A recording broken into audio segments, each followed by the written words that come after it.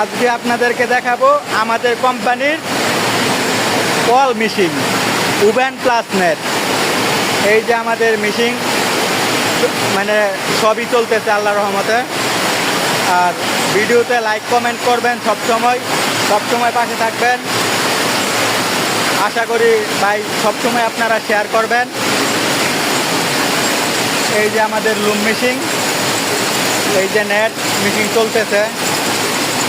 ও যে আমাদের আরও মেশিন দেখা যাচ্ছে।